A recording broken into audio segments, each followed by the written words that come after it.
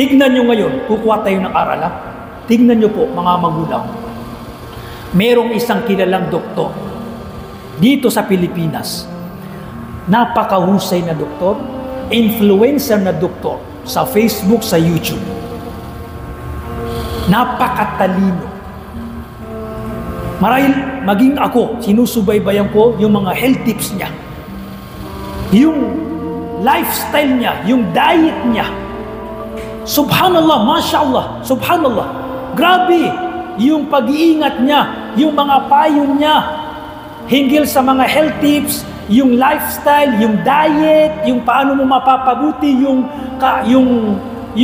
sarili mo, kalusugan mo.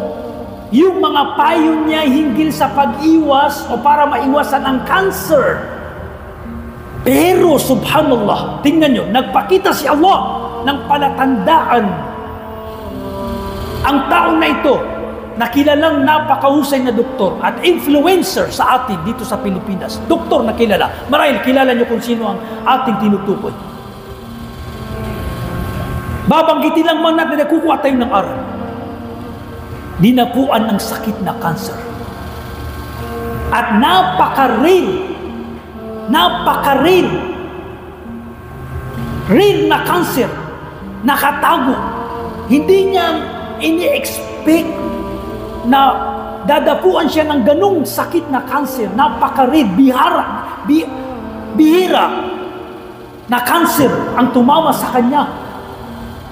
Ang tao na yun, doktor na ito, subhanallah. Panoorin nyo yung mga health tips niya, yung lifestyle niya, yung diet, pag-iwas niya sa mga pagkain na nakakasira. Pero subhanallah, tingnan nyo, binigyan siya ni Allah ng pagsubok.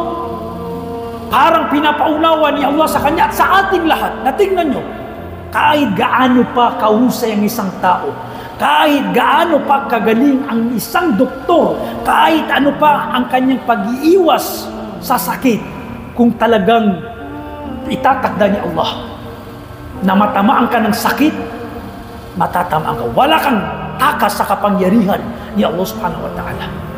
Pero kailangan ng pag-iiwas. Pero itong sa tao na ito, nagbigay ng aral. Oh, tingnan nyo. Aral ito, subhan, lesson. Lesson.